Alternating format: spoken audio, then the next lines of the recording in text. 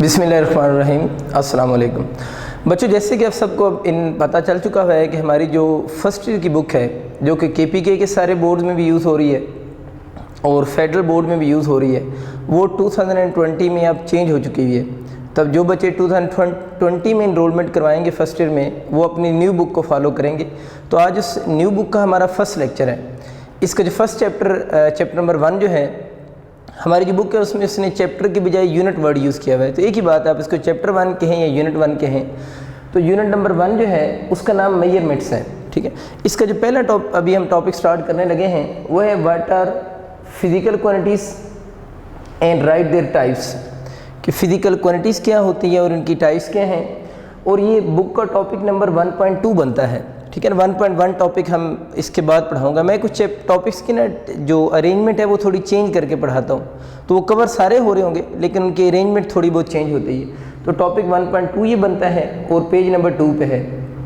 ये जो टॉपिक 1.2 है इसमें से और भी काफ़ी सारे शॉर्ट क्वेश्चन बनते हैं। तो हम इसमें से जिस तरह बोर्ड में क्वेश्चन आते हैं उसी तरह ही इसको पढ़ते जाएंगे।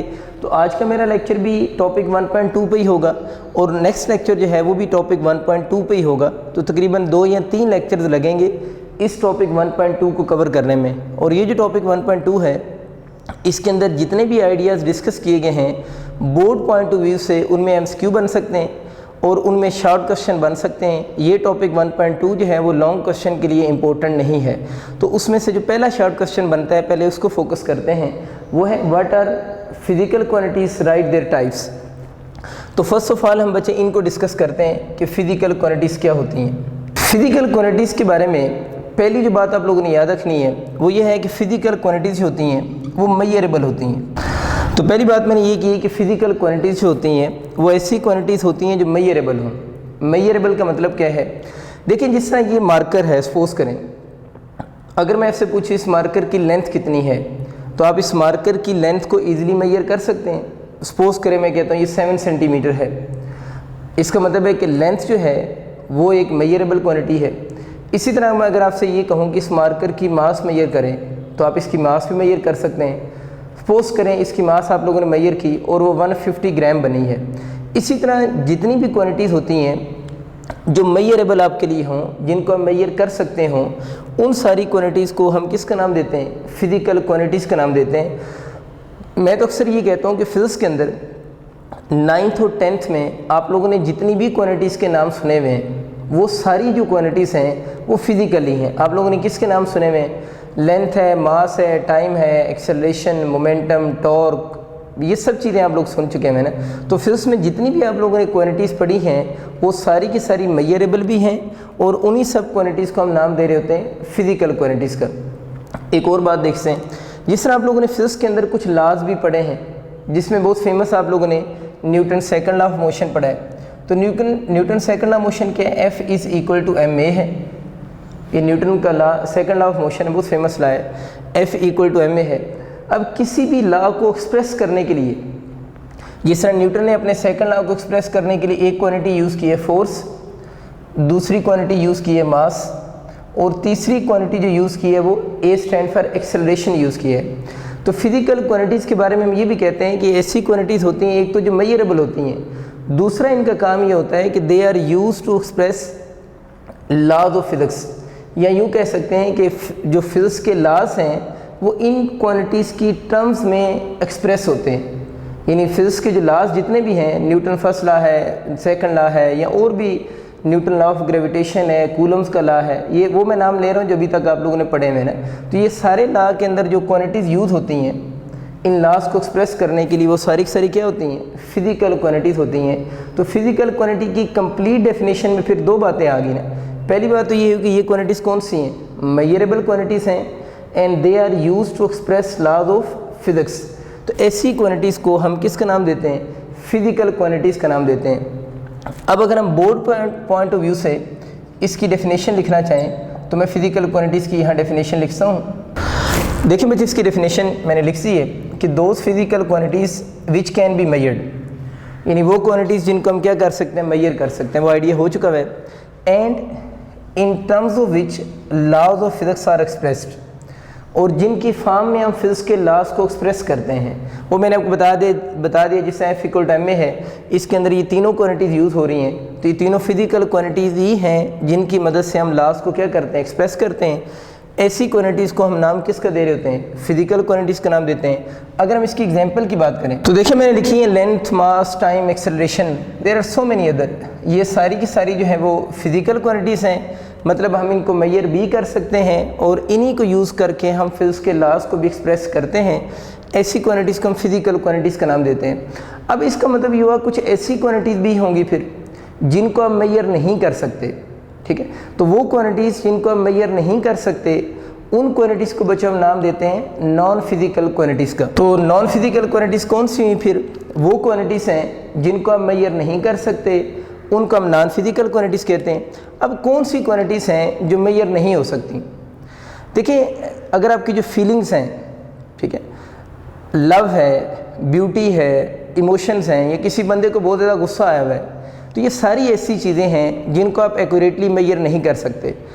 फॉर एग्जांपल आप कोई एग्जांपल ले सकते हैं, लाइक मैं आपको एग्जांपल देता हूँ। मेरा एक बहुत प्यारा डॉग है, मुझे कोको उसका नाम है। अब कोको से मुझे बहुत मोहब्बत है, ठीक है, वो मुझे बहुत प्यारा लगता है, लेकिन मेरे पास कोई स्केल तो नहीं है कि मैं ये मेजर करूँ कि कोको मुझे 5 और आगे उसकी यूनिट लगाऊँ इतना प्यारा लगता है, और किसी और को मेरा जो डॉग है वो 2 आगे उसकी यूनिट प्यारा लगता है।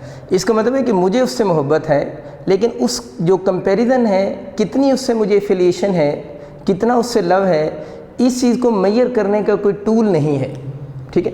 तो ऐसी सारी क्वांटिटीज़ जिनको आप मेजर नहीं कर सकते, उन सारी क्वांटिटीज़ को हम किसका नाम देते हैं, नॉन फिजिकल क्वांटिटीज़ का नाम देते हैं। लाइक किसी बंदे को गुस्सा आया हुआ है, उसको कितना गुस्सा आया हुआ है, उसको मेजर करने का कोई टूल या कोई यूनिट नहीं है। ऐसी क्वांटिटीज़ को फिर हम नाम सबको किसका देंगे, फिजिकल क्वांटिटीज़ का नाम देंगे। इसकी डेफिनेशन लिख लेते हैं बोर्ड पॉइंट ऑफ व्यू से। तो इसके बच्चों मैंने डेफिनेशन लिखी है कि those quantities which can not be measured, कि वो सारी क्वांटिटीज़ जिनको मेजर नहीं कर सकते उनको हम नॉन फिजिकल क्वांटिटीज़ का नाम देते हैं। और अगर हम इसकी एग्जांपल की बात करें कि नॉन फिजिकल क्वांटिटीज़ की एग्जांपल क्या होंगी, तो जो मैंने अभी आपको एग्जांपल बताई हैं, लव है, ब्यूटी है, हेट एंड एक्सेट्रा। तो इस तरह की जितनी भी क्वांटिटीज़ होती हैं उन क्वांटिटीज़ को हम नॉन फिजिकल क्वांटिटीज़ का नाम देते हैं। और इन जो नॉन फिजिकल क्वांटिटीज़ होती हैं उनको हम फिज़िक्स के अंदर डिस्कस नहीं करते। Physics basically branch of science है, और साइंस के अंदर हम सिर्फ जो है वो फिजिकल क्वांटिटीज़ को ही डिस्कस करेंगे। अभी बच्चों मैं ये बात कर रहा था कि हम जो फिजिकल क्वांटिटीज़ हैं उनको फिज़िक्स के अंदर डिस्कस नहीं करते, और वजह मैंने इसकी ये बताई है कि physics basically branch of science है, और साइंस की रिक्वायरमेंट ये होती है कि साइंस के अंदर हम उन क्वांटिटीज़ को डिस्कस करते हैं जो क्वांटिटीज़ मेजरेबल भी हों और डिफाइंड भी हों। तो साइंस के अंदर वो क्वांटिटीज़ स्टडी की जाएंगी which are measurable and defined. इस पॉइंट को मैं लिख भी देता हूँ। देखिए बस इस लाइन को, साइंस रिक्वायर दैट, ये आपका वैसे एमसीक्यू भी बन सकता है, बुक की लाइन है, जो हमारा सेकंड पेज है उस पर उसने लाइन लिखी हुई है कि science require that quantities must be, A option होगा डिफाइंड और बी ऑप्शन होगा मेजर्ड। तो अगर आपका एमसीक्यू भी आता है ना कि science require that quantities must be और आगे ऑप्शन लिखे हों, तो आप चूज़ करेंगे कि डिफाइंड भी होनी चाहिए और मेजर्ड भी, क्योंकि जो आपके पास नॉन फिजिकल क्वांटिटीज़ हैं वो मेजरेबल क्वांटिटीज़ नहीं होती, इसलिए हम उनको फिज़िक्स में डिस्कस नहीं करेंगे। तो फिज़िक्स के अंदर अब हम जो फिजिकल क्वांटिटीज़ हैं उन्हीं की टाइप्स को डिस्कस करेंगे। अब अगर हम बात करते हैं टाइप्स ऑफ फिजिकल क्वांटिटीज़ की, तो फिजिकल क्वांटिटीज़ के बच्चे आप लोगों ने याद रखना है 2 टाइप्स होती हैं। There are 2 types of physical quantities हैं। अब फिजिकल क्वांटिटीज़ की टाइप्स का जब एमसीक्यू आता है तो कभी एमसीक्यू आता है हम कहते हैं इसकी 2 टाइप्स हैं, फिर आगे चल के मैं एक आपको एमसीक्यू करवाऊंगा लेकिन उसके अंदर एक हिंट वर्ड यूज़ करूंगा। उसका ऑप्शन स्टेटमेंट ये होगी टाइप्स ऑफ फिजिकल क्वांटिटी, लेकिन उसमें की वर्ड होगा, उसका ऑप्शन हम फिर 3 चूज़ करेंगे। फिर आगे चल के हम एक और एमसीक्यू करेंगे, उसमें भी types of physical quantity he word use होगा, लेकिन उसमें भी एक की वर्ड यूज़ करेंगे, तो उसका आंसर 6 होगा। तो ये एमसीक्यू आप लोगों ने ध्यान से पढ़ लेना है कि कब इसका आंसर 2 चूज़ करना है, कब इसका आंसर 3 चूज़ करना है, और कब इसका आंसर आप लोगों ने 6 चूज़ करना है। ये 3 डिफरेंट एमसीक्यू हैं। अभी हम सिर्फ पहले वाले एमसीक्यू की बात कर रहे हैं। अगर आपसे पूछता है टाइप्स ऑफ फिजिकल क्वांटिटी हैं, सिंपल लाइन लिखी हुई है, तो आप लोगों ने ऑप्शन 2 चूज़ करना है। या वो वर्ड ये यूज़ करता है कैटेगरीज ऑफ फिजिकल क्वांटिटीज़ कितनी है, तो कैटेगरीज ऑफ फिजिकल क्वांटिटीज़ की अगर बात करेगा तो कैटेगरीज ऑफ फिजिकल क्वांटिटीज़ जो हैं वो भी आपके पास 2 ही आप लोगों ने ऑप्शन चूज़ करना है। तो ये बच्चों आपको आइडिया होगा, simple types of physical quantity word हो या categories of physical quantity word use हो तो ऑप्शन 2 होगा। बाकी ऑप्शन 3 कब यूज़ करना है या ऑप्शन 6 कब यूज़ करना है, वो जो टॉपिक आते जाएंगे तभी वो आपको बात समझ आएगी। तो इकट्ठे में इसलिए भी वर्ड यूज़ नहीं कर रहा कि आपको उन चीज़ों का भी आइडिया नहीं होगा। बस अभी अब ये सिंपल सी लाइन याद रखना, ये वर्ड यूज़ हो या कैटेगरीज ऑफ फिजिकल क्वांटिटी तो ऑप्शन 2 होगा। और वो कौन कौन सी हैं, उनमें एक जिसकी टाइप बनती है उसका हम नाम दे रहे होते हैं आपका फिजिकल क्वांटिटीज़ की जो फर्स्ट टाइप बनेगी they are named as base quantities, और दूसरा इसकी जो टाइप बनती है they are named as derived quantities. तो 2 इसकी टाइप्स हैं, एक इसका नाम है बेस क्वांटिटीज़ और एक इसका नाम जो है वो डिराइव्ड फिजिकल क्वांटिटीज़ हैं। अच्छा, अब हम सबसे पहले डिस्कस करते हैं बेस क्वांटिटीज़ को। तो बच्चे बेस क्वांटिटीज़ होती हैं, बेस क्वांटिटी का एक अदर नेम जो है वो फंडामेंटल क्वांटिटीज़ भी होता है, यानी base quantities are also named as fundamental quantities. अब बेस क्वांटिटी के बारे में याद रखना है कि साइंटिस्ट ने एक मिनिमम नंबर ऑफ क्वांटिटीज़ का एक सेट चूज़ किया है।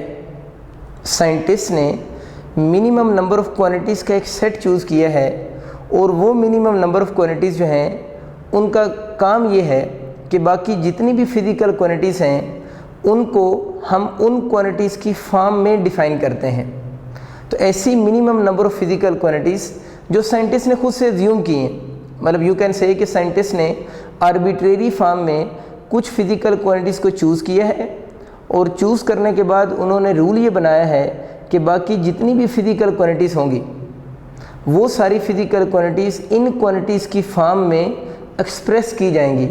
तो ऐसी minimum number of physical quantities को हम किसका नाम देते हैं, बेस क्वांटिटीज़ का नाम भी देते हैं और फंडामेंटल क्वांटिटीज़ का नाम भी देते हैं। अब साइंटिस्ट ने, मैंने क्या बताया था, इनको आर्बिट्रेरी तौर पर ख़ुद चूज़ किया है। अब जितनी भी फिजिक्स के अंदर क्वांटिटीज़ डिफाइंड होंगी या लिखी जाएंगी उनको हम इन्हीं क्वांटिटीज़ की फॉर्म में लिखते हैं। तो हम ये कह सकते हैं कि the minimum number of physical quantities in terms of which all other physical quantities are expressed. तो ऐसी क्वांटिटीज़ को हम नाम दे रहे होते हैं बेस क्वांटिटीज़ का।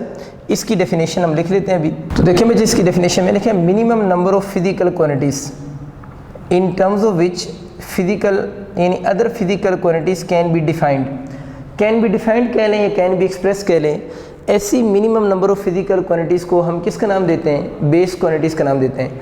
अब ये बच्चे अक्सर ये सोच रहे होते हैं कि सर इनको कैसे पता चला है कि ये बेस क्वांटिटीज़ हैं। तो मैंने क्या वर्ड यूज़ किया था, मैंने कहा था साइंटिस्ट ने इन क्वांटिटीज़ को आर्बिट्रेरी चूज़ किया था उस वक्त जब उन्होंने साइंस को स्टडी करना शुरू किया। तो जो उन्होंने आर्बिट्रेरी कुछ क्वांटिटीज़ का सेट चूज़ किया था और बाकी जितनी भी उन्होंने और क्वांटिटीज़ बनाई हैं, फिर उन्होंने इस चीज़ का ख्याल रखा है कि जितनी भी न्यू क्वांटिटीज़ बनी हैं उनको उन्होंने डिफाइंड करने के लिए इन्हीं क्वांटिटीज़ को यूज़ किया है।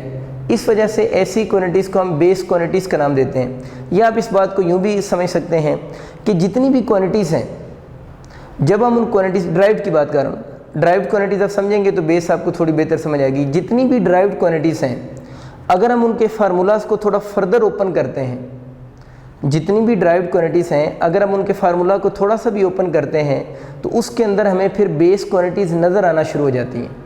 तो इसका मतलब ये हुआ कि जितनी भी ड्राइव्ड क्वांटिटीज़ हैं अगर हम उसके फार्मूला को थोड़ा सा ओपन करते हैं, फार्मूला को थोड़ा सा ओपन करने का क्या मतलब है, ये अभी मैं जब ड्राइव्ड क्वांटिटीज़ समझाता हूँ तो ये लाइन आपको ज़्यादा क्लियर हो जाएगी। तो आप इस बात को अभी तक इसी तरह समझ लें कि जितनी भी आपके पास क्वांटिटीज़ हैं, अगर आप उस क्वांटिटीज़ को ऑब्ज़र्व करते हैं डीपली तो आपको नज़र आएगा या तो वो ख़ुद क्या होगी, बेस क्वांटिटी होगी। अगर वो बेस नहीं है, वो ड्राइव्ड है, तो जब आप उसके फार्मूले को थोड़ा सा ओपन करके देखेंगे तो आपको नज़र आएगा कि उनके अंदर वो 7 बेस क्वांटिटीज़ में से ही क्वांटिटीज़ यूज़ हो रही हैं। तो कंक्लूजन सारी बात का ये हुआ कि जितनी भी ड्राइव्ड क्वांटिटीज़ हैं, अगर आप उनको थोड़ा डीपली ऑब्ज़र्व करेंगे तो उनके अंदर आपको 7 क्वांटिटीज़ नज़र आएंगी। ये नहीं कि एक के अंदर 7 होंगी, यानी उन 7 में से किसी के अंदर 2 होंगी, किसी के अंदर 3 होंगी, किसी के अंदर 4 भी हो सकती हैं। तो वो जो जितनी भी ड्राइव्ड क्वांटिटीज़ के अंदर आपको जो कॉमन क्वांटिटीज़ नज़र आ रही हैं, मतलब वो किसी के अंदर 2 हैं, किसी के अंदर 3 हैं, किसी के अंदर 4 हैं, तो वो जो बेसिक क्वांटिटीज़ हैं उन्हीं को इन्होंने नाम बेस क्वांटिटीज़ का दिया हुआ है। और उसी को नाम इन्होंने किस चीज़ का, फंडामेंटल क्वांटिटीज़ का दिया हुआ है। अगर हम बेस क्वांटिटीज़ की टाइप्स की बात करें तो आप लोगों ने याद रखना है कि there are 7 types of base quantities, यानी जो साइंटिस्ट ने आर्बिट्रेरी क्वांटिटीज़ चूज़ की थी वो 7 टाइप्स की थी। उनके मैं नाम भी यहाँ पर लिख देता हूँ, वो जो 7 बेस क्वांटिटीज़ थी। ये बच्चों मैंने सारी जो बेस क्वांटिटीज़ जो कि 7 बनती हैं उनकी सिंबल भी लिखी हैं और उनके नाम भी लिखी हैं। तो देखिए फर्स्ट जो आपके पास फिज़िकल क्वांटिटी उसको हम लेंथ कहते हैं। लेंथ की सिंबल एल भी यूज़ करते हैं, एक्स भी यूज़ करते हैं, आर भी यूज़ करते हैं, इसके अलावा भी सिंबल यूज़ होती हैं। देखिए ना, एक बंदे की हाइट है, ठीक है ना, या किसी चीज़ की विड्थ है, ठीक है ना, या अगर कोई बॉडी सर्कुलर पाथ से मूव कर रहा है उसका रेडियस है, तो रेडियस हो, लेंथ हो, विड्थ हो, ये सारी बेसिकली रिप्रेजेंट तो किस फॉर्म में होंगी, लेंथ को ही रिप्रेजेंट करेंगी। तो लेंथ की डिफरेंट सिंबल हम यूज़ करते हैं। रेडियस के लिए आर यूज़ करते हैं, विड्थ के लिए एक्स यूज़ करते हैं, लेंथ के लिए एल यूज़ करते हैं, हाइट के लिए एच भी यूज़ कर सकते हैं। तो सिंबल लेंथ की डिफरेंट पॉसिबल हैं। इसी तरह मास दूसरी फिजिकल क्वांटिटी है और बेस क्वांटिटी भी है, ज़ाहिर है 7 बेस ही लिखी हुई है। मास को हम एम से डिनोट करते हैं। टाइम या ड्यूरेशन जो होता है ना उसको हम स्मॉल टी से यूजुअली डिनोट करते हैं। टाइम या ड्यूरेशन को यूजुअली स्मॉल टी से डिनोट करेंगे। जो इलेक्ट्रिक करंट होता है उसको हम आई से डिनोट करते हैं। और थर्मोडाइनमिक टेम्परेचर जो है इसको हम कैपिटल टी से डिनोट करते हैं। अमाउंट ऑफ सब्सटेंस जो है उसको हम स्मॉल एन से डिनोट करते हैं। और ल्यूमिनस इंटेंसिटी जो होती है उसको हम आई के नीचे ये वाली सिंबल बनाते हैं। इसको वी भी लोग पढ़ते हैं, ठीक है, तो आई वी आप इसे कह सकते हैं। ये नीचे वी लिखा हुआ है ना, ये वी बेसिकली रिप्रेजेंट करता है, ये एक फोटोमेट्रिक क्वांटिटी है। यानी हेयर वी एक्सप्रेस, यहाँ पर जो वी लिखा हुआ है ना वो एक्सप्रेस कर रहा है कि ये जो जिस क्वांटिटी के नीचे लिखा हुआ है वो क्वांटिटी बेसिकली फोटोमेट्रिक क्वांटिटी है। अभी हम फोटोमीटर की ज़्यादा डिटेल में तो नहीं जाएंगे, अभी आप इतना याद रख लें कि ये कोई ऐसी क्वांटिटी की सिंबल है जिसके नीचे ये चीज़ आ जाए ना, इसका मतलब है वो कोई फोटोमेट्रिक क्वांटिटी की सिंबल है, ठीक है। तो अगर आपसे पूछे ना हेयर दिस वी रिप्रेजेंट, ठीक है, इस वी को हम क्या बोलते हैं, फोटोमेट्रिक क्वांटिटी कहते हैं। फोटोमेट्रिक क्वांटिटीज़ वो सारी क्वांटिटीज़ होती हैं जिनका लिंक लाइट के साथ हो। तो ज़रा लुमिनस इंटेंसिटी का तल्लुक भी किसके साथ है, लाइट के साथ है, इसलिए हम लोगों ने इसके नीचे ये छोटे से वी की सिंबल भी यूज़ की है। और इसका हम बोलते हैं कौन सी क्वांटिटी है, फोटोमेट्रिक क्वांटिटी है। और फोटोमेट्रिक क्वांटिटीज़ ऐसी ही होती हैं जिनका लिंक लाइट के साथ होगा। तो हमें समझ आ गया कि बेस क्वांटिटीज़ कौन सी हैं, minimum number of physical quantities हैं जो बाकी क्वांटिटीज़ को डिफ़ाइन करने के लिए यूज़ होती हैं। ये किधर से आ गई हैं, ये साइंटिस्ट ने उस वक़्त आर्बिट्रेरी तौर पर ख़ुद अज्यूम की थी कि हम जितनी भी बाकी क्वांटिटीज़ हैं उनको इनकी फॉर्म में एक्सप्रेस कर सकते हैं। तो ये आर्बिट्रेरी अज्यूम्ड क्वांटिटीज़ हैं जो कुछ उस वक़्त के साइंटिस्ट ने की होंगी और उन्होंने इनको अज्यूम किया। और ये इनकी टाइप्स कितनी बनी है, 7 टाइप्स थी। ये इनके नाम विद सिंबल मैंने लिख सी है मैं। अब ये मसला आ गया कि जो क्वांटिटीज़ जो हैं वो 7 तो बेस होगी, अब जो क्वांटिटीज़ जो हैं इन बेस क्वांटिटीज़ की फॉर्म में डिफ़ाइन होगी, यानी जो क्वांटिटीज़ इन बेस क्वांटिटी की बेस पे डिफ़ाइन होगी उन क्वांटिटीज़ को फिर हम किसका नाम देंगे, ऐसी क्वांटिटीज़ को हम नाम देते हैं डिराइव्ड क्वांटिटीज़ का। तब हम उनकी बात करते हैं कि डिराइव्ड क्वांटिटीज़ कौन सी होती हैं। तो देखिए बच्चे, मैंने इनकी डेफिनेशन लिखी, those quantities which are defined in terms of base quantities, यानी वो क्वांटिटीज़ जो बेस क्वांटिटीज़ की फॉर्म में डिफ़ाइन होंगी उन क्वांटिटीज़ को हम डिराइव्ड क्वांटिटीज़ का नाम देते हैं। और अगर हम इसकी एग्जांपल की बात करते हैं कि डिराइव्ड क्वांटिटी की एग्जांपल कौन सी हैं, उनमें आपके पास स्पीड है, फोर्स है, मोमेंटम है एंड सो ऑन। ये आप सबको नाम याद हैं क्योंकि ये मैट्रिक का टॉपिक असल में। तो अब इस बात का बच्चों क्या मतलब है, which are defined in terms of base quantities, इस बात को ज़रा समझें तो फिर आपको बेस भी क्लियर हो जाएंगी, जो मैं बात थोड़ी देर पहले आपको एक्सप्लेन कर रहा था। देखिए सपोज़ करें हम स्पीड पे काम शुरू करते हैं। स्पीड हमें पता है कि इसका जो फार्मूला होता है वो डिस्टेंस ओवर टाइम होता है, डिस्टेंस ओवर टाइम। अब मुझे बताओ स्पीड को हम कैसे डिफ़ाइन करते हैं, the ratio of distance to the time is called speed. तो स्पीड को डिफ़ाइन करने के लिए मुझे डिस्टेंस यूज़ करना पड़ा है। डिस्टेंस बेसिकली क्या चीज़ है, लेंथ है, और टाइम जो है वो भी आपके पास क्या चीज़ है, इसकी यूनिट भी सेकंड होती है। तो डिस्टेंस जो लेंथ है ये भी बेस क्वांटिटी है, और जो टाइम है वो ड्यूरेशन होगा किसी इंटरवल का, ठीक है ना, वो भी तो बेसिकली कौन सी क्वांटिटी है, बेस क्वांटिटी है।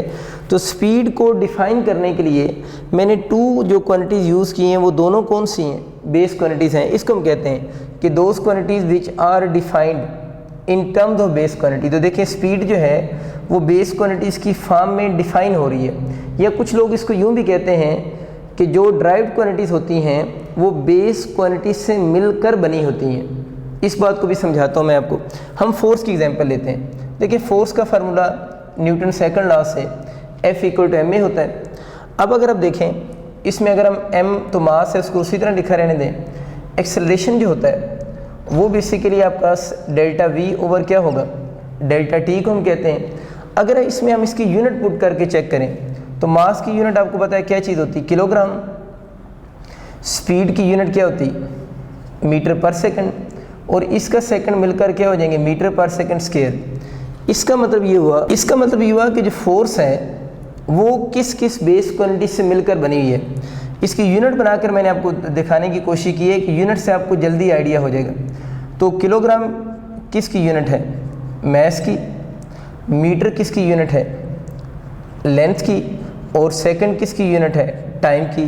तो देखिए हम लोगों ने फोर्स का डीपली एनालिसिस किया है, जो थोड़ी देर पहले मैं लफ्ज़ बोल रहा था कि फोर्स एक आपके पास ड्राइव्ड क्वांटिटी है, और ड्राइव्ड क्वांटिटी की डेफिनेशन ही होती है कि they are defined in terms of base quantities, या सादा लफ्ज़ों में ये क्वांटिटीज़ बेस क्वांटिटी से मिलकर बनी होती हैं। तो ये अब हमने जब इसका थोड़ा सा डीपली एनालिसिस किया है, ये मैं कह रहा था डीप एनालिसिस इस तरह होता है। तो आपने एंड पे देखा कि इसमें एक तो क्या आ रही है मास, एक क्या आ रही है लेंथ, और एक क्या आ रहा है टाइम।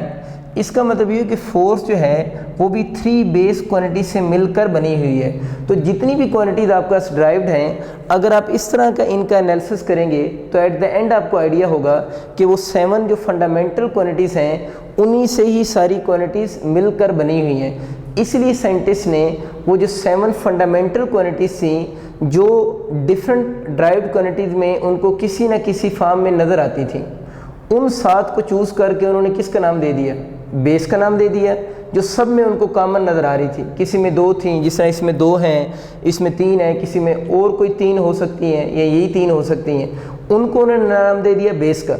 और बाकी जितनी भी बच गई थी उनको फिर उन्होंने नाम दे दिया ड्राइव्ड क्वांटिटीज़। अब हम बात करते हैं जिस तरह बेस क्वांटिटीज़ की तो 7 टाइप्स हैं, तो ड्राइव्ड क्वांटिटीज़ की कितनी टाइप्स होंगी। अभी हमने सीखा कि ड्राइव्ड क्वांटिटीज़ कैसे बनती हैं। बेस क्वांटिटीज़ को अगर हम अलजेब्रिक वे से कंबाइन करें, ज़ाहिर है उनको ऐड करें, मल्टीप्लाई करें, सब्ट्रैक्ट करें, तभी न्यू क्वांटिटीज़ बनती जा रही है ना। तो अगर हम बेस क्वांटिटीज़ को अलजेब्रिक मेथड से कंबाइन कर रहे हों तो उससे हमारी न्यू जो क्वांटिटीज़ बनती जा रही हैं, और जो न्यू क्वांटिटीज़ बन रही हैं उनको हम क्या बोल रहे हैं, ड्राइव्ड क्वांटिटीज़ कहते हैं। अब ये कितनी होंगी, ये क्वांटिटीज़ तो आए दिन कुछ न्यू फिजिकल क्वांटिटीज़ डिफाइंड होती जा रही हैं। इसका मतलब ये हो कि अगर हमसे पूछेगा ना टाइप्स ऑफ ड्राइव्ड क्वांटिटीज़, तो आप लोगों ने ये कहना है कि इनका तो लार्ज नंबर होगा एंड हैज़ नो लिमिट, इनकी कोई लिमिट नहीं है। मतलब आप ये नहीं कह सकते कि 50 ड्राइव्ड क्वांटिटीज़ हैं, ये 60 हैं। तो अगर आपका एमसीक्यू आ जाता है तब ये चूज़ करेंगे, लार्ज नंबर ऑप्शन में हो तो वो चूज़ कर लेंगे। अगर कीवर्ड लिखा होगा नो लिमिट तो फिर आप नो लिमिट का वर्ड चूज़ करेंगे, क्योंकि बुक में उसने दोनों वर्ड यूज़ किए हैं कि टाइप्स ऑफ ड्राइव्ड क्वांटिटी कितनी हैं, लार्ज नंबर हैं या हैज़ नो लिमिट। उसकी वजह मैंने आपको बताई है कि अभी भी साइंस जो है वो रुक तो नहीं गई ना। फिज़िक्स के अंदर अभी भी साइंटिस्ट जो है डिफरेंट फिजिकल क्वांटिटीज़ को आपस में कंबाइन करके न्यू फिजिकल क्वांटिटीज़ की वर्किंग कर रहे हैं, और आए दिन कुछ न्यू फिजिकल क्वांटिटीज़ डिफ़ाइन भी होती जा रही हैं। अब जो डिफ़ाइंड होती जा रही हैं सारी, वो इन टर्म्स ऑफ क्या हो रही हैं, बेस। तो उन सब को फिर हम ड्राइव्ड का नाम देते हैं। इसलिए ड्राइव्ड के बारे में अभी तक हम कुछ स्पेसिफिक नंबर नहीं बता सकते कि इतनी ड्राइव्ड क्वांटिटीज़ अभी तक बन चुकी हुई हैं। अब हम बात करते हैं जो बेस क्वांटिटी है उसको कैसे मेजर करते हैं, क्योंकि ड्राइव्ड का तो हमें आइडिया हो गया कि वो बेस क्वांटिटी से मिलकर ही बनी होगी। तो अब देखना ये कि जो बेस क्वांटिटीज़ हमारे पास 7 हैं उनको आप लोगों ने कैसे मेजर करना है। तो मैंने बोर्ड पे एक बात लिखी है कि measurement of a base quantity. MCQ के लिए याद रखना है कि किसी भी बेस क्वांटिटी को मेजर करने के कितने स्टेप्स होते हैं ना। तो किसी भी बेस क्वांटिटी को 2 स्टेप्स मेजर किया जाता है। पहला इसका स्टेप चॉइस ऑफ स्टैंडर्ड होता है, और दूसरा जो स्टेप होता है वो प्रोसीजर ऑफ कंपेरिजन होता है। ये एमसीक्यू के आप लोगों ने याद रखनी कि अगर आज मेजरमेंट ऑफ बेस क्वांटिटी के स्टेप्स कितने हैं, तो याद रखना है 2 वर्ड याद रखना है, 2 स्टेप्स होते हैं। और अगर एमसीक्यू आ जाता है कौन कौन से स्टेप्स हैं, तो ये ए ऑप्शन होगा, बी होगा। तो फिर आप लोगों ने इनको बोथ चूज़ करना है कि दोनों स्टेप ही बेस क्वांटिटी को मेजर करने के हैं। अब ये बात है कि क्या चीज़ लिखी हुई है, मतलब ये क्या लिखा हुआ है कि हम चॉइस ऑफ स्टैंडर्ड चूज़ करेंगे, प्रोसीजर ऑफ कंपैरिजन चूज़ करेंगे। इस बात को सही समझने के लिए मैं आपको एक स्टोरी सुनाता हूँ, फिर आपको शायद सही बात क्लियर हो जाएगी कि असल में स्टोरी शुरू कहाँ से हुई थी। देखिए आज तो बच्चों हमें लेंथ की डिफरेंट यूनिट के नाम याद हैं। हमें लेंथ को किलोमीटर में मेजर करते हैं, हम लेंथ को सेंटीमीटर में, इंच में, गज़ में, माइल्स में, मीटर में, यानी लेंथ को हम डिफरेंट यूनिट्स के नाम आज हमें याद हैं। तो हम लेंथ किसी भी चीज़ की मेजर करनी हो उसको डिफरेंट यूनिट्स में मेजर कर सकते हैं, ठीक है। सपोज करें ये बहुत पुराने सालों की बात है, जब लोगों को ये पता ही नहीं था कि मीटर क्या होता है, किलोमीटर क्या है, गज़ क्या है, उनको इन चीज़ों का आइडिया ही नहीं था। उस वक़्त में जाएं, उस वक़्त को माइंड में लेकर आएँ। अब उन वक्तों में क्या होता होगा, सपोज करें एक बंदा है, वो किसी जगह से गुजर रहा था और उसको चले एक गिरा हुआ दरख्त नज़र आया, कोई दरख्त गिरा हुआ था। अब उसने देखा कि ये दरख्त तो गिरा हुआ है। अब उसने ये चीज़ माइंड में लाई कि इस दरख्त की मैं लेंथ मेजर करता हूँ कि इस दरख्त की कितनी लेंथ है जो ये दरख्त गिरा हुआ है। तो उस वक़्त वो ये जो किलोमीटर, मीटर या गज़ की टर्म तो थी नहीं, उसने वो दरख्त जिस तरह गिरा हुआ था उस दरख्त के साथ चलना शुरू कर दिया, यानी यूँ उसने चलना शुरू किया और उसने मेजर किया कि इसने जो दरख्त जब वो उसके साथ चलना शुरू हो गया तो 50 कदम बने, मतलब वो यूँ चल रहा था ना, तो उसके 50 कदम बने हैं, 50 कदम बने। तो उसने ये कहा कि ठीक है कि इस दरख्त की जो लेंथ है वो कदम, मतलब 50 कदम है। तो उसने कदम को एक स्टैंडर्ड चूज़ किया, यानी दरख्त की लेंथ को मेजर करने का उसने उस वक्त जो माइंड में स्टैंडर्ड रखा वो कदम था, कदम उसका एक स्टैंडर्ड था, ठीक है। अच्छा, अब वो किसी साथ वाले गांव में गया और उसने अपने किसी दोस्त को बताया कि यार मैं वहाँ से रस्ते में आ रहा था तो रस्ते में एक दरख्त गिरा हुआ था, और उसने पूछा वो दरख्त कितना था, तो उसने कहा जी 50 कदम था, ठीक है। अब वो जो उसका दूसरा दोस्त है वो किसी और दोस्त के पास गया और उसने उससे कहा कि यार वहाँ पर दरख्त से गिरा हुआ है, क्या आप उसे ख़रीदना चाहते हैं? उसने कहा बिल्कुल मैं ख़रीद लेता हूँ। तो उसने कहा कि उसकी कितना, दरख्त की कितनी लेंथ कितनी थी? तो उसने उसे बताया कि उसकी लेंथ 50 कदम थी। ये बात आपको समझ आ गई। अब आप ज़रा खुद सोचें, जो पहला बंदा था जिसने उसकी लेंथ 50 कदम मेजर की थी, क्या उस बंदे का एक कदम और जो उसका दोस्त गया है जिस बंदे के पास जिसने वो दरख्त ख़रीदने का जिसका मूड है, क्या उसका एक कदम और इस वाले बंदे का एक कदम आपस में मैच करता है? ये ज़रूरी तो नहीं है कि दो बंदों के कदम का साइज़ सेम हो, दो बंदों के कदम का साइज़ सेम भी हो सकता है, डिफरेंट भी हो सकता है, ठीक है ना। तो इसका मतलब ये हुआ कि अगर दो बंदे ही 50 कदम लेकर उस लेंथ को देखेंगे तो उन दोनों की 50 कदम की लेंथ सेम आना ज़रूरी नहीं है। तो ये एक प्रॉब्लम थी उस वक्त के लोगों के लिए ना, कि अगर वो लेंथ को मेजर करने का स्टैंडर्ड कदम चूज़ करते तो कदम को राइट स्टैंडर्ड नहीं था। इसी बात को अब लेकर माइंड में आने का प्रॉब्लम आ गई ना। उस बंदे ने उसे बताया 50 कदम है और उसने उसको चलकर बताया 50 कदम इतने बनते हैं, और जब उस बंदे ने एक्चुअल में आकर दरख्त को देखा तो उस दरख्त की जो लेंथ थी वो उससे बहुत कम थी। उससे कम लेंथ क्यों थी? कि जो बंदा बता रहा है उसके कदम छोटे होंगे या उसके कदम बड़े होंगे, तो कदम डिफरेंट हो सकते हैं ना। तो जो दरख्त की लेंथ उसके माइंड में आई थी, लेंथ उस लेंथ से ज़्यादा भी हो सकती है और लेंथ उससे कम भी हो सकती है, डिपेंड अपान कि उन दोनों के कदम का आपस में क्या लिंक है। तो सारी स्टोरी सुनाने का मकसद ये था कि लेंथ को मेजर करने का कदम कोई अच्छा स्टैंडर्ड नहीं है। ये एक और एग्जांपल लेते हैं। सपोज़ करें मैं इस बोर्ड की लेंथ मेजर करता हूँ, यूँ करके मैं इसकी लेंथ मेजर करता हूँ। तो अब मैंने ये इसकी लेंथ मेजर की कि मुझे लगा इस बोर्ड की लेंथ मेरे 50 हैंड्स के बराबर है। इस तरह पंजाबी में इसको हम गीठ भी कहते हैं कि 50 गीठें बन रही हैं ना ये, ठीक है। तो 15 इसकी मेरे हैंड्स के बराबर है। अब मैंने अपना जो लेंथ को मेजर करने का स्टैंडर्ड अपने हाथ को रखा है। अब मेरे हाथ का जो साइज़ है और किसी दूसरे बंदे हाथ के जो हाथ का साइज़ है वो सेम तो नहीं होगा ना। मैं कहता हूँ कि इसका जो बोर्ड का साइज़ है वो 50 हैंड्स मेरे के बराबर है, तो कोई दूसरा बंदा आता है, मे भी उसका हाथ, वो बच्चा है उसका हाथ मुझसे छोटा है, तो मे भी उसको ये लगे कि इस बोर्ड की लेंथ उसकी 20 हैंड्स के बराबर है। तो इसका मतलब ये हुआ कि ये जो हम हाथ की ये वाली जो चीज़ है इसको भी अगर हम लेंथ का स्टैंडर्ड यूज़ करें तो ये ठीक स्टैंडर्ड नहीं था। आपको मेरी बात समझ आ रही होगी कि ये प्रॉब्लम थी बहुत पहले लोगों के लिए कि उन्हों को किसी भी चीज़ की लेंथ मेजर करने के लिए स्टैंडर्ड चाहिए था। कदम भी ठीक स्टैंडर्ड ना साबित हुआ। इसी तरह ये जो मैंने एग्जांपल दे रहा हूँ, हैंड का जो साइज़ है ये भी ठीक स्टैंडर्ड ना हुआ, क्योंकि हर बंदे का हाथ का साइज़ डिफरेंट होता है। अब यूँ समझ लें कि वो जो 5-7 गाँव के लोग थे जिनको ये प्रॉब्लम आ रही थी, वो जब एक चीज़ की मेजरमेंट दूसरे को जाकर बताते थे वो मेजरमेंट डिफरेंट आ रही थी। तो उन गाँव के लोगों ने, ये स्टोरी है सिर्फ, ठीक है, तो गांव के लोगों ने इकट्ठे हुए, लेकिन इससे कंसेप्ट आपको ठीक समझ आ जाएगा। गांव के कुछ सियाने लोग थे वो इकट्ठे हुए और उन्होंने ये इस चीज़ पे थोड़ा सोचना शुरू किया कि ये बहुत बड़ी प्रॉब्लम आ रही है कि एक बंदा किसी चीज़ की लेंथ कोई और बताता है, जब हम जाके उसकी लेंथ को मेजर करते हैं तो लेंथ डिफरेंट आ रही है, तो इसका सोल्यूशन क्या है। उनमें से एक जो सियाना थोड़ा बुजुर्ग था, उसने एक स्टिक उठाई और उसने ये कहा कि ये जो स्टिक है उसके पास, उसने कहा इस स्टिक की जो लेंथ है उसका उसने को नाम दे दिया। उसने कहा एक स्टिक ली, स्टिक सपोज करें इतने साइज़ की थी, उसने कहा इस स्टिक को उसने नाम दे दिया। स्टिक को कोई भी नाम दे सकते हैं। सपोज करते हैं उसने उस स्टिक की कहा कि इस स्टिक की जितनी भी लेंथ है, इस स्टिक की जितनी भी लेंथ है, उसने कहा कि ये स्टिक की लेंथ 1 मीटर है। यानी उसने वहाँ से एक स्टिक उठाई और उसने ये कहा कि इस स्टिक की जो लेंथ है वो कितने मीटर है, 1 मीटर है, ठीक है। उसने फिर किसी को कहा कि आप ऐसे करें कि इसी स्टिक के साथ इसी साइज़ की कोई 50 स्टिक्स और कट करके दे दें। तो दूसरे बंदे ने उस तरह की 50 स्टिक्स उसको कट करके उनको दे दी। अब उन बुज़ुर्गों ने ये किया कि वो स्टिक्स हर गांव के बंदों को दे दी और हर गांव के बंदों को ये कहा और एक स्टिक अपने पास भी रख ली। और उन्होंने बंदों को उन्होंने ये एडवाइस की कि आप जब अपने गांव जाएं तो इस तरह की इसी साइज़ की बहुत सारी स्टिक्स को काट लें। अब जब सपोज करें वही बंदा किसी दरख्त की लेंथ मेजर करने के लिए गया और उसके पास वो स्टिक थी जिसका स्टैंडर्ड उन्होंने माइंड में 1 मीटर रखा हुआ था। उसने मेजर किया कि उसके ऊपर वो जो दरख्त था उसके साथ यूँ मीटर को रखा गया ना, सपोज करें यूँ वो दरख्त गिरा हुआ पड़ा था, ठीक है, ये दरख्त गिरा पड़ा हुआ था, उसने इसके ऊपर वो जो स्टिक्स थी यूँ रखा गया, एक दफ़ा रखी, फिर दोबारा स्टिक रखी, फिर एंड सो ऑन, और यूँ वो स्टिक रखता गया 1 2 3 4 5। उसको लगा कि वो दरख्त की लेंथ जो है वो 5 स्टिक्स के बराबर है। उसको लगा कि उस दरख्त की जो लेंथ है वो 5 स्टिक्स के बराबर है। अब जब वो दूसरे गांव गया और उसने बंदे को कहा कि यार मैंने वो जो दरख्त रास्ते में देखा है उसकी लेंथ जो है वो 5 स्टिक्स के बराबर है, या उस स्टिक को उन्होंने उसकी लेंथ को 1 मीटर बोला हुआ था, तो उसने कहा कि उसकी लेंथ 5 मीटर है। अब मुझे ये बताएं कि अब जब उस बंदे ने उसको बताया कि इस दरख्त की जो लेंथ है वो 5 मीटर है, तो अब उसके ऑलरेडी माइंड में जो दूसरा बंदा था उनके गांव में भी सेम स्टिक थी। अब उसको कोई कन्फ्यूजन नहीं होगी कि उसकी लेंथ वेरिएबल हो रही है या लेंथ वेरिएबल नहीं हो रही।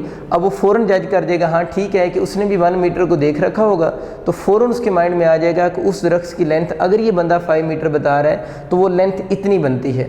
तो ये बात आपको आइडिया होगा। इसका मतलब है कि स्टिक की जो लेंथ का नाम उन्होंने रखा ना, यानी स्टिक की लेंथ का जो नाम रखा वो क्या नाम रखा था, मीटर। उसी मीटर को हम क्या कहते हैं, स्टैंडर्ड कहते हैं। यानी स्टिक की लेंथ का जो नाम है वही स्टैंडर्ड है। तो बेस क्वांटिटी जिसको हम मेजर करना चाह रहे हैं, जिस तरह यहाँ पर हम जिस बेस क्वांटिटी की मैं आपको स्टोरी सुना रहा हूँ, हम किसको मेजर करना चाह रहे हैं, लेंथ को मेजर करना चाह रहे हैं। तो उस लेंथ को मेजर करने का हम लोगों ने सबसे पहले क्या चूज़ किया, स्टैंडर्ड चूज़ किया। और लेंथ की मेजरमेंट का जो स्टैंडर्ड है वो क्या था, मीटर था। तो ये पहला स्टेप होता है कि step to measure base quantity में पहला स्टेप है चॉइस ऑफ स्टैंडर्ड, कि स्टैंडर्ड आप चूज़ करें। जिस तरह कदम स्टैंडर्ड ठीक नहीं था, वो जो हैंड का साइज़ था वो स्टैंडर्ड ठीक नहीं था, तो जो प्रॉपर स्टैंडर्ड था वो क्या था, उन्होंने एक स्टिक यूज़ की जिसकी लेंथ को उन्होंने नाम दे दिया किसका, 1 मीटर का। तो this is called choice of standard, कि आप क्या स्टैंडर्ड चूज़ करते हैं उस लेंथ यानी बेस क्वांटिटी को मेजर करने का। दूसरा इसका स्टेप होता है प्रोसीजर ऑफ कंपैरिजन, कि प्रोसीजर ऑफ कंपैरिजन का मतलब क्या होता है। देखिए ये वो दरख्त गिरा पड़ा हुआ है, अब आप लोगों ने इस दरख्त की लेंथ अपने स्टैंडर्ड की मदद से मेजर करनी है। तो हम क्या करेंगे, अपने स्टैंडर्ड को इसके ऊपर रखेंगे, जिसने एक दफ़ा रखा, फिर दूसरी दफ़ा रखा, फिर तीसरी दफ़ा, फिर 4 टाइम, फिर 5 टाइम। तो ये बेसिकली हम अपने स्टैंडर्ड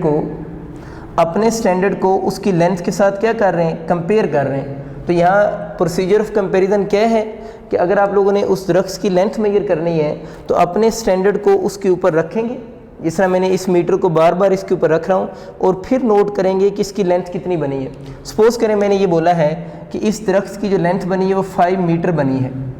मेथड ऑफ कंपैरिजन क्या है कि उस चीज़ को जो आपका स्टैंडर्ड होगा उसको उस चीज़ के ऊपर रख के उसको मेजर करेंगे। ये इसका मेथड ऑफ क्या है, प्रोसीजर ऑफ मेजरमेंट है ना, या प्रोसीजर ऑफ कंपैरिजन है। कि प्रोसीजर ऑफ कंपैरिजन में हम अपने उस मीटर को उस ऑब्जेक्ट के ऊपर रख के बारी बारी मेजर करते जाएंगे। और जब हम लोगों ने इसको इसके साथ कंपेयर किया तो हमें लगा कि इस दरख्त की लेंथ कितनी है, 5 मीटर है। तो 5 तो बेसिकली एक नंबर है ना, और मीटर क्या चीज़ है, एक यूनिट है। इसका मतलब ये हुआ कि जब हम अपने स्टैंडर्ड को उस चीज़ के साथ क्या करते हैं, कंपैरिजन उसका करते हैं तो उससे हमें क्या चीज़ ऑब्टेंड होती है? As a result of comparison we obtained number and unit. ये भी बड़ा अच्छा MCQ है। अगर आपसे पूछे ना कि जब आप अपनी उस स्टैंडर्ड को किसी फिजिकल क्वांटिटी के साथ कंपेयर करते हैं, यहाँ पर फिजिकल क्वांटिटी क्या है? उस दरख्त की लेंथ है ना, ये ऊपर रेड आपका वो स्टैंडर्ड है। तो जब हम अपने स्टैंडर्ड को उस फिजिकल क्वांटिटी के साथ क्या करते हैं? कंपेयर करते हैं, तो उससे हमें ऑब्टेंड क्या होता है? हमें इस तरह का नंबर आता है ना, यानी उस दरख्त की लेंथ इस फॉर्म में होगी, ठीक है। तो उससे हमें क्या ऑब्टेंड हो रहा है? एक नंबर ऑब्टेंड हो रहा है और एक यूनिट ऑब्टेंड हो रही है। या इसकी एक और एग्जांपल देता हूँ, प्रोसीजर ऑफ कंपैरिजन समझने की एग्जांपल की बात करो। सपोज करें आप लोगों ने एक किसी चीज़ की मास मेजर करनी है, और मास का हमें पता है जो स्टैंडर्ड हम लोगों ने चूज़ किया वो 1 kg है। अब मास को मेजर करने का क्या तरीका है? क्या मास इस तरह मेजर करते हैं जिस तरह हम लोगों ने इस दरख्त की लेंथ मेजर की है, कि वो जो मास का आपका 1 kg का ब्लॉक होता है, उस 1 kg के ब्लॉक को इसके ऊपर रखते जाते हैं? ऐसा तो नहीं है। तो हर चीज़ का प्रोसीजर ऑफ कंपैरिजन डिफरेंट होता है। जिस तरह मास का स्टैंडर्ड 1 kg है, अब किसी भी ऑब्जेक्ट की मास कैसे मेजर करते हैं? इसके लिए आप लोगों ने एक फ़िज़िकल बैलेंस लेना है। मास को मेजर करने के लिए हम लोग फ़िज़िकल बैलेंस लेते हैं। जिस तरह आप कभी सब्जियां वगैरह मार्केट में लेने के लिए जाएं तो उनके पास फ़िज़िकल बैलेंस पड़े होते हैं। एक साइड पे आप लोगों ने सपोज करें 1 kg मास का ब्लॉक रखा है, और दूसरी साइड पे आप वो सब्जियां रख रहे हैं, और जब वो दोनों साइड आपस में बैलेंस हो जाती हैं तो हम कहते हैं वो जो सब्जियाँ हैं उनकी मास जो है वो कितने किलोग्राम है? 1 किलोग्राम है। इसका मतलब ये हुआ कि हर चीज़ का प्रोसीजर ऑफ कंपैरिजन डिफरेंट होगा। जिस तरह मास को मेजर करने के लिए हमें क्या चाहिए होता है? फिज़िकल बैलेंस चाहिए होता है। तो उसका जो प्रोसीजर ऑफ कंपैरिजन है वो इस मीटर रॉड के प्रोसीजर ऑफ कंपैरिजन से क्या होगा? डिफरेंट होगा। अब बच्चों हम नेक्स्ट बात करते हैं, जो आप लोगों ने स्टैंडर्ड चूज़ किया है ना, तो नेक्स्ट बात ये है कि प्रॉपर्टीज़ ऑफ आइडियल स्टैंडर्ड कौन सी होनी चाहिए? यानी जो आप स्टैंडर्ड चूज़ कर रहे हैं, अगर वो आइडियल स्टैंडर्ड होगा तो उसकी प्रॉपर्टीज़ क्या होंगी? 2 प्रॉपर्टीज़ मैंने लिखी हैं। एसेसेबल का मतलब होता है कि वो स्टैंडर्ड आपकी पहुंच में हो, ईजिली अवेलेबल हो, और दूसरा ये है कि वो स्टैंडर्ड इनवेरिएबल हो। इनवेरिएबल का मतलब होता है कि वो चेंज ना होता हो। वेरिएबल मीन चेंज होता हो, इनवेरिएबल मीन जो चीज़ चेंज ना होती हो। तो स्टैंडर्ड आपकी पहुंच में होना चाहिए, मीन एसेसिबल हो, ईजिली अवेलेबल हो आपको ना, और इनवेरिएबल होना चाहिए। इसका क्या मतलब है ना, इसको समझते हैं। एसेसिबल और इनवेरिएबल के क्या मीनिंग है? MCQ के लिए बात इंपॉर्टेंट है। अगर पूछता है प्रॉपर्टीज ऑफ आइडियल स्टैंडर्ड क्या होती हैं, तो आपको पता होना चाहिए एसेसिबल एंड इनवेरिएबल उसे होना चाहिए। इसको भी हम एक एग्जांपल समझते हैं। देखिए आप लोगों ने अक्सर नोट किया होगा, कभी एतवार बाज़ार जाए ना सब्ज़ियाँ वगैरह लेने के लिए, तो आपने वहाँ देखा होगा कि कुछ जो दुकानदार हैं जो सब्ज़ियाँ बेच रहे होते हैं, उन्होंने वैसे तो मास का स्टैंडर्ड जो है वो 1 kg है ना, जो कि आयरन का एक ब्लॉक सा होता है छोटा सा, आप सब ने देख रखा होगा, आयरन का एक ब्लॉक होता है, उसके ऊपर 1 kg लिखा होता है।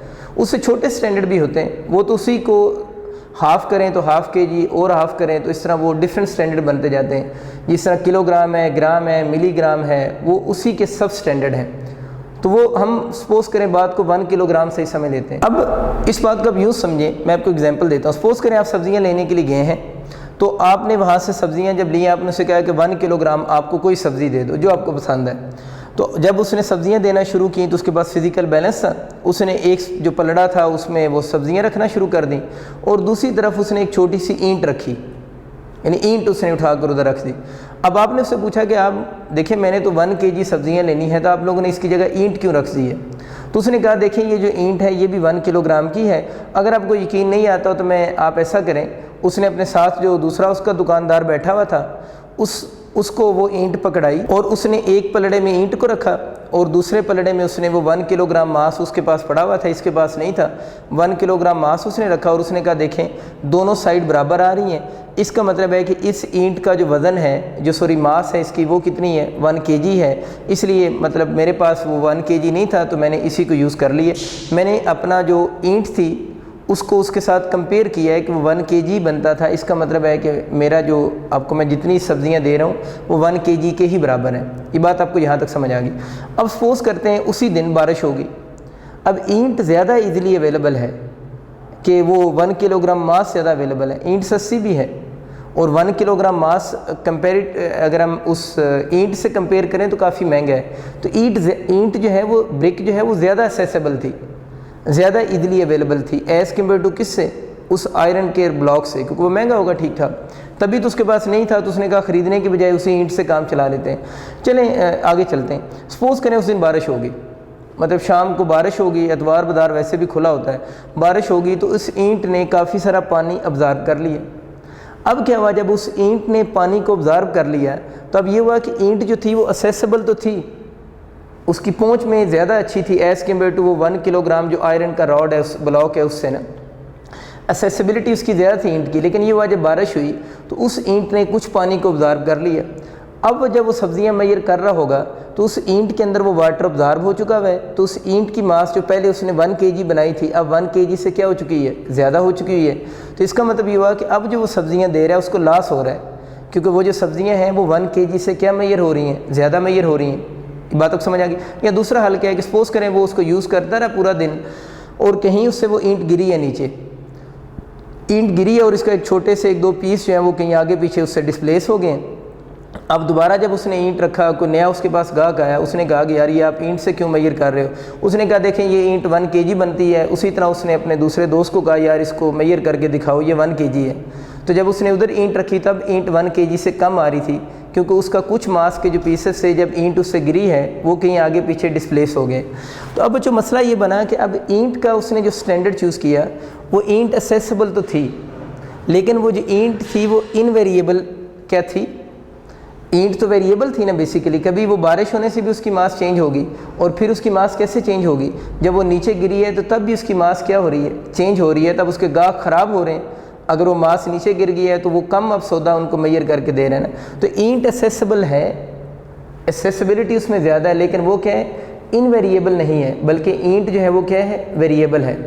इसी तरह अगर हम वो 1 किलोग्राम स्टैंडर्ड की बात करें, वो जो आयरन का रॉड होता है उसको भी तो जंग लग जाता है ना। आयरन के रॉड की अगर बात करें तो उसको भी तो जंग लग सकता है ना। एग्जांपल दे रहा हूँ, थोड़ा आगे चलते हैं ना बात को। तो आयरन का जो रॉड है उसको जंग लग जाता है, उस जंग लगने से भी उसकी मास क्या हो सकती है, चेंज हो सकती है। तो आयरन के रॉड से बेहतर है कि हम ऐसा मटेरियल यूज़ करें जिसको जंग ना लगता हो। तो सपोज़ करें गोल्ड सबसे अच्छा है, गोल्ड को जंग नहीं लगता। तो हम वो जो ब्लॉक सब्जियाँ मैयर करने के लिए अगर हम गोल्ड का बना लें तो गोल्ड को बिल्कुल जंग नहीं लगेगा। तो गोल्ड इनवेरिएबल तो हो जाएगा, इनवेरिएबल तो हो गया, उसको जंग नहीं लगता, जंग से उसकी मास चेंज नहीं होती। तो क्या गोल्ड असेसिबल है? कितनी अजीब सी बात होगी कि एक बंदा 1 किलो भिंडी किसी को तोल कर दे रहा है और साथ में उसने 1 किलोग्राम सोने का वो जो है वो ब्लॉक रखा हुआ है। इसका मतलब ये हो कि हमें किसी हद तक कंप्रोमाइज़ करना पड़ता है। जितने भी स्टैंडर्ड हैं वो अगर इनवेरिएबल हैं तो वो असेसिबल नहीं है। जिस तरह गोल्ड है वो इनवेरिएबल तो है, वो उसको जंग नहीं लगता, लेकिन वो क्या एसेसिबल नहीं है।